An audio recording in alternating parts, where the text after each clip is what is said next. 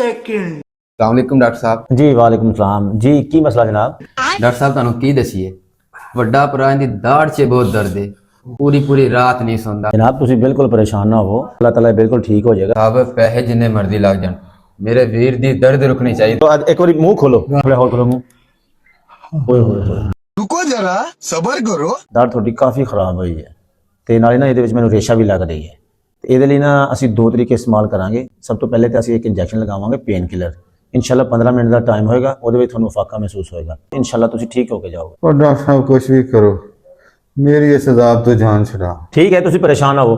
ਛੋਟੇ जी डॉक्टर साहब, बेटा ठीक हो गए डॉक्टर साहब। जनाब किवें दर्द रुक गई ना? ओ नहीं डॉक्टर साहब, जनाब फिर ਇਹਦਾ ਇੱਕ ਹੀ ਹੱਲ ਆ, ਇਹ ਦਾੜ ਥੋੜੀ ਸਾਨੂੰ ਕੱਢਣੀ ਪਏਗੀ। ਮੂੰਹ ਸਿੱਧਾ ਕਰੋ ਥੋੜਾ ਜਿਹਾ, ਬਾਕੀ ਬੇਟੇ ਲਿਆਪ ਕਰਾ। Doctor Oh no!